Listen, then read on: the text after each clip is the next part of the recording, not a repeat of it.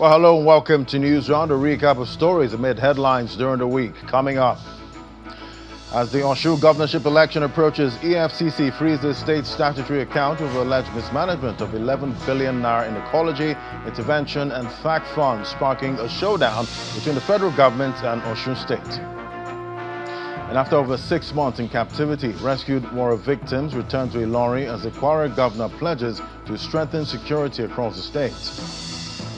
And ICPC submits interim PFIPC probe report to President Tinubu recommending prosecution of DG Adeyemi as FIRC defends due process before the House panel. And teenager allegedly kills grandparents and 6 others near Bangkok school.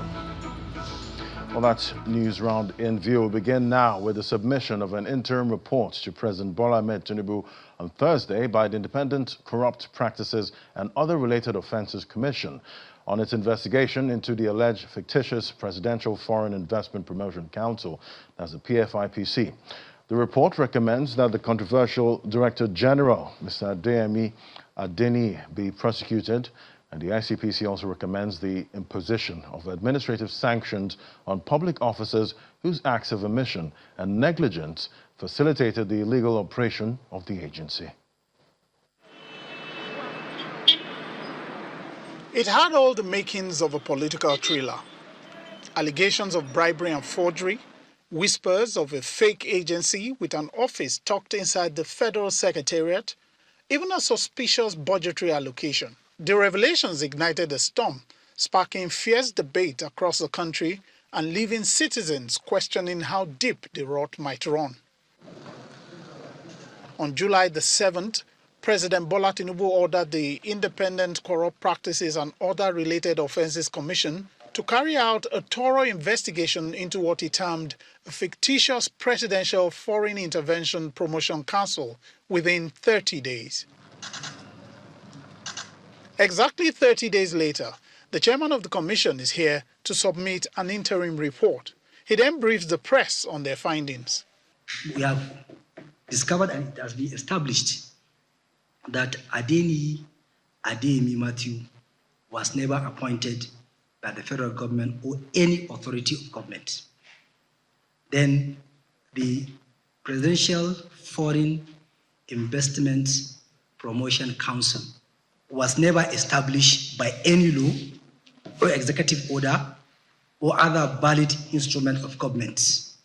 And also our interim report found that there are weaknesses in verification, interagency oversight, and government processes that we discovered that those weaknesses were exploited by Adeyemi with some level of negligence and connivance. He also outlines their recommendations. Adeyemi should be prosecuted. 2, administrative sanctions be imposed on public officers whose acts of omission and negligence facilitated the illegal operation of PFIPC/PEAC. Because our investigation found that some public officers, they failed to do due diligence and they failed to adhere with the standard procedures that are supposed to be complied in their ministries and departments. On the issue of the alleged bribe, whether we have interacted with Adeyemi, yes, we did. It's among the persons that we have interacted with, and we have taken statements, and what he have told us, we have noted it, and we have drawn our own findings based on that. And also, like I say, we are going on with the investigation, which is criminal investigation, which we are trying to round up and see how we are going to file the charges. And for the issue of the 400 million naira, I don't want to go into that allegation, which is criminal. Once we finish everything, and we are going to court, people will see what really we discovered in our own investigation on that. According to the chairman of the ICPC, investigations will continue into the activities of Mr. Adeyemi and his collaborators so that criminal charges can be filed before a court of competent jurisdiction. From the presidential villa, Lanre Lasisi, Channels Television News. And still on the investigation into the alleged fake establishment of the PFIPC, the House of Representatives on Thursday, they met with the Federal Road Safety Court, as the FRSC. The Court Marshal, Mr. Sheil Mohammed, explained how the council was issued license plates, insisting that due diligence was carried out before the plates were issued. Meanwhile, the Permanent Secretary of the State House has refuted claims that a budget code was generated for the agency. Investigation into the establishment of a Presidential Foreign Investment Promotion Council, PFIPC, now regarded as fake, intensifies as the House Ad Hoc Committee continues to receive concerned MDAs.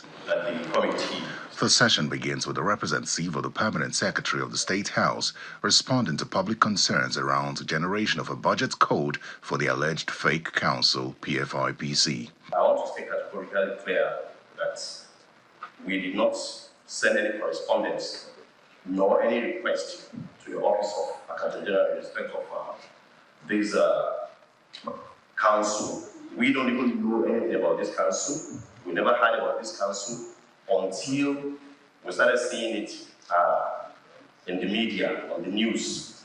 Mr. Idris also reacts to claims that a correspondence was sent to the Accountant General from the State House, signed by one Mr. Akombi Adewale, who claimed to be the Director of Admin and Support Services.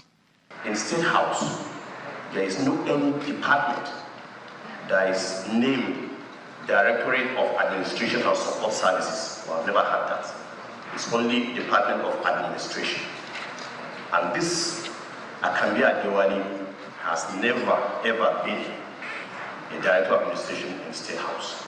Mr. Idris admits a failure on the part of government agencies, as highlighted by a member of the committee. How did it happen that a Accountant General head of service, they couldn't understand this procedure, and they went ahead to give approval and give them accommodations and give them attentions? It's a question that we want to answer. That means that there's someone somewhere that is doing what we investigate them along ahead. They should have done due diligence.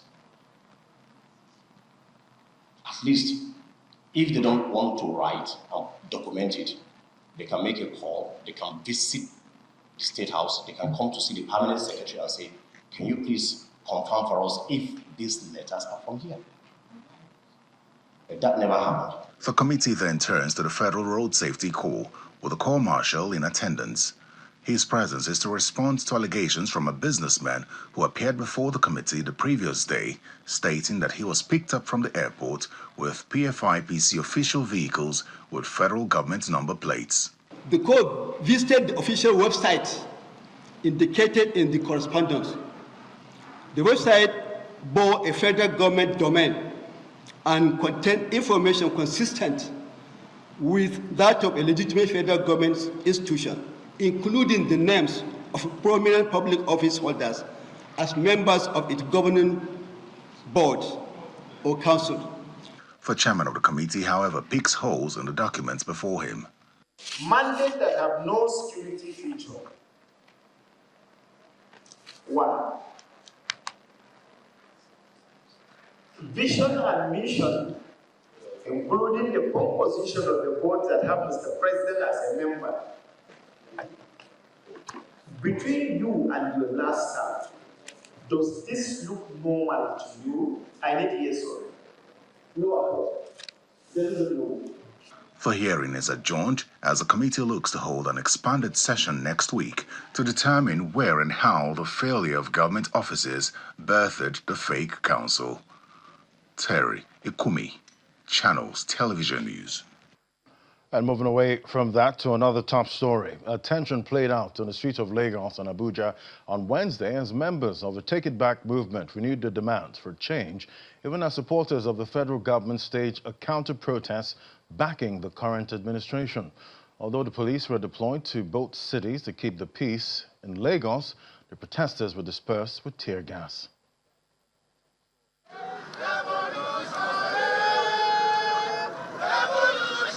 Lagos witnessed protests organized by the #TakeItBack movement earlier today a large number of members of the movement took to the streets of Lagos mainland with placards and banners, some of which read, quote, "Festival of the Oppressed, End the Insecurity and Killings, 500,000 naira minimum wage, and freedom for all kidnapped victims," end quote.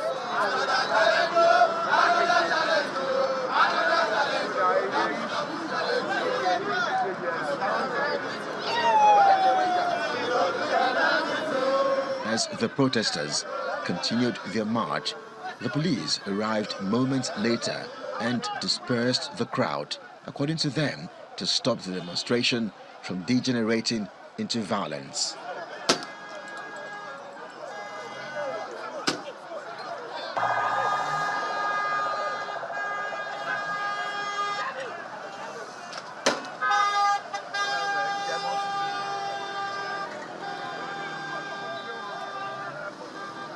You know, it is disheartening that Nigeria has degenerated to a state of lawlessness where, you know, the constitutionally empowered institution, that is the Nigerian police, and, you know, the government expected to not just secure the lives of Nigerian citizens, but to also see to it that we have a continued existence. The government is constitutionally sanctioned with the duty, you know, to secure the lives of Nigerians by virtue of Section 14 of the Constitution, but they have incurably failed in this regard.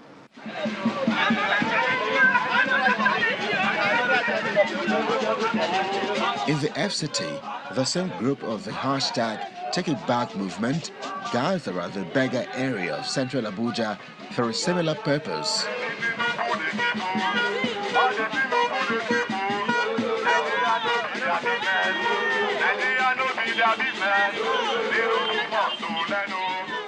We have a number of demands that we must reiterate here, and they include that Nigerian workers must be paid 500,000 naira per month as their minimum wage.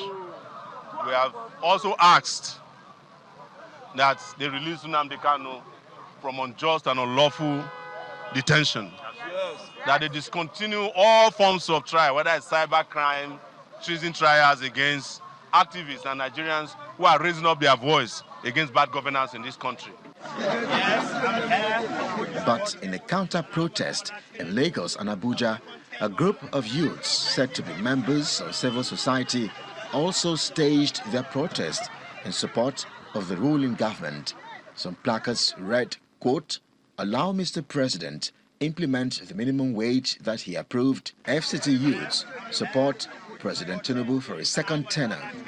Tinubu, on your mandate we stand," end quote.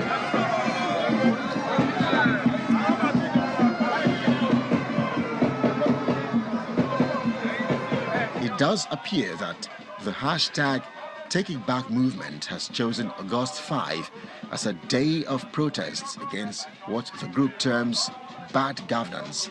Last year, the same group held a rally in some locations across the country.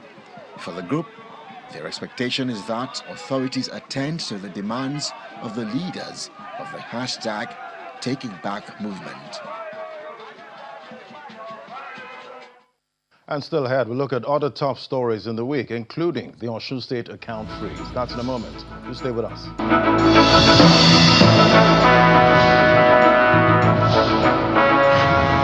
Our website, channelstv.com, has more information on our top stories and others. Subscribe and watch Channels Television's live stream on YouTube and other social media platforms using your mobile device browser, or download the Channels TV app for Android and iOS devices from their respective stores. You can also watch us via your smart TV platforms on Apple TV, Android TV, Fire TV, and Roku.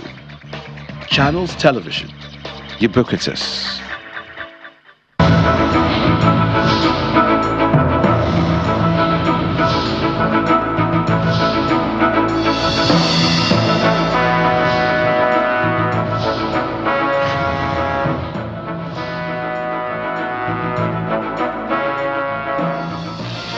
Welcome back. Still watching Newsround. Well, the Osun State government accused the Economic and Financial Crimes Commission of freezing the state's statutory account.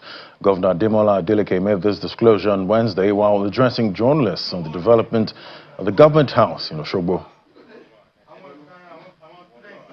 This morning, we received a letter from our banker forwarding a letter from the EFCC instructing the bank to freeze Osun State government account. This action was taken without any court order. We are supposed to be in democracy, where the rule of law must always prevail.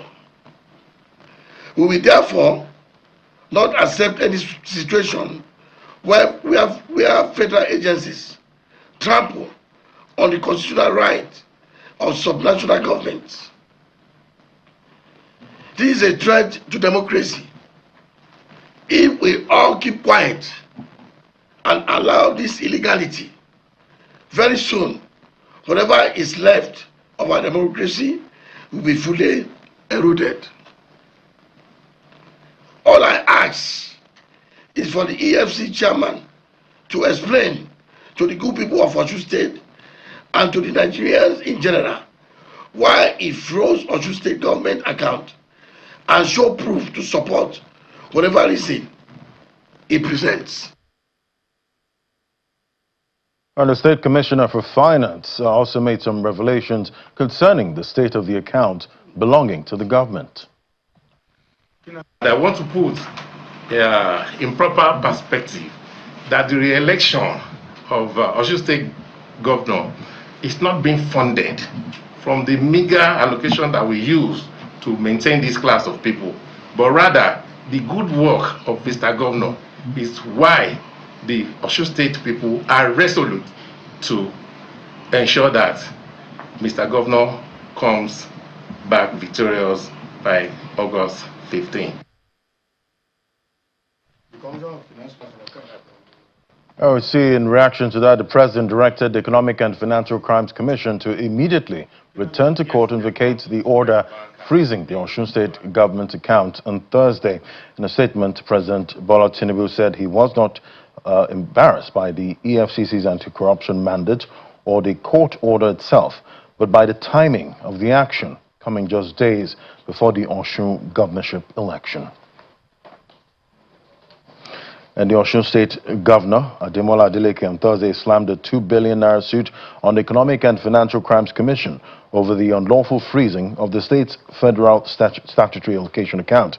The plaintiffs pose several legal questions for the court to determine, among which include whether having regard to the express provisions of Section 1636 and 44 and 162 of the Constitution of the Federal Republic of Nigeria, 1999, and Section 34 of the EFCC Establishment Act, 2004.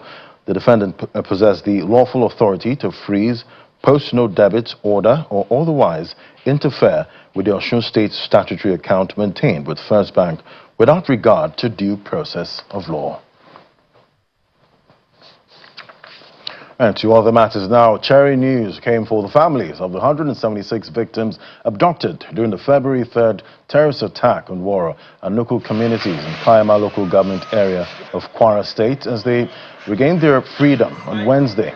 Governor Abdulrahman Abdulrazak received the freed victims of Kwara community in Kayama local government area on Friday. The victims were received at a private location in Ilorin, the state capital. So we need your presence now. After 6 months in captivity, these residents of Kwara community gather at a private location in Ilorin for a state reception. Abducted on February 3rd, these women, children and nursing mothers now arrive at Shobe Barracks. They undergo extensive medical and psychological evaluations before their handover to Kwara State Governor Abdulrahman Abdulrazak. The military says a massive joint operation comprising the armed forces, the DSS, the NIA, and the police secured their freedom. Again, I want to use this opportunity to thank and to say thank you to the other security agencies who have been very helpful in all the efforts we're making. This today is an example of the synergy that exists within security agencies in the country. Tragedy, however, marks the rescue. Survivors say 13 children died in the bush, while 25 women and boys are now forced spouses or new recruits for the bandits. A visibly emotional Emir of Kayama mourns the dead. We thank God we are able to do it. Though we lost some people in the transit, but that's nevertheless we are patient. Our appreciation go to His Excellency, the President, for his humble support, the security agents, and we collect. We have the IG before he came. The IG was there. All the military personnel, the brigade commander, and all the rest were all there. And we thank God we are able to come to this stage today. Addressing the survivors, the governor reveals he secured increased military deployment after 4 meetings with the president. He calls the abduction a regrettable tragedy. This is one gathering that evokes mixed feelings. It's regrettable that the whole incident happened at home. But at the same time, we're grateful to God and just that our collective effort has paid off. Everyone has been rescued alive. The governor and his entourage later visit the general hospital. They check on 14 victims still receiving care, including 3 women who delivered babies while in captivity. Nutritional deficiency, which the pediatrics are currently looking into. Speaking to the press, the daughter of the Kwara community chief, who is a nurse, and a mother recount their harrowing ordeal in the bush. Every day they will give us one bag of unicorn without oil, pepper, nothing. There is a day that they don't even give us the salt and Maggi again, just salt. And they will just add like kuka. I don't know how to pronounce it in English. That one they will give us. At last, they just stop giving us that one. The guinea corn is the one that we do soup with it. It is like that with salt sometimes. As the dust settles, the state government assures the victims of full support, ongoing rehabilitation, and safe reintegration into society. On to project funding now. The National Economic Council on Tuesday approved the refinancing of a $3.3 billion project Gazelle pre-export finance facility through a new $4.5 billion facility named Project Gazelle 2. This was the outcome of the 159th meeting of the council, which held virtually, chaired by Vice President Kashim Shettima.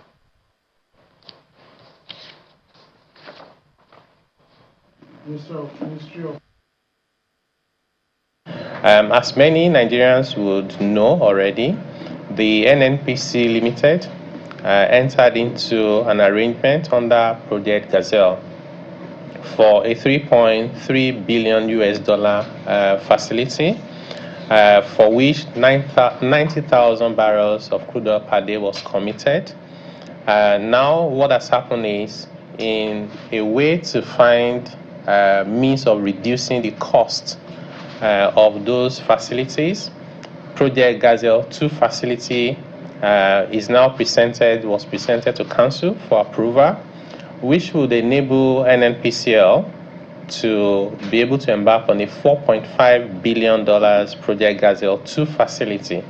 Now, about $1.5 billion of the original 3.3 remains outstanding. So the 4.5 billion would settle the 1.5, and that provides additional facility of $3 billion for the Federation. Not only that, the number of committed crude will reduce from 90,000 barrels a day to 78,750. That's a reduction of 12.5%. Again, that also provides more fiscal space for monthly accretion of revenue to the Federation account available to all the 3 tiers of government. So overall, this is more around fiscal efficiency improving the fiscal space for the Federation and ultimately to the benefit of the Nigerian people. And across our shores, people in Thailand are still reeling from what has become a national tragedy. A 14-year-old boy headed to one of the prestigious schools in the capital, Bangkok, and opened fire on fellow students, killing 8 students, 1 teacher. The gunman killed 5 teachers and injured 23 people, including fellow pupils, before turning the weapon on himself. This was disclosed on Friday as Thailand's Prime Minister Anutin Charnvirakul visited the scene, describing the attack as a well-prepared one with clear steps and clear goals.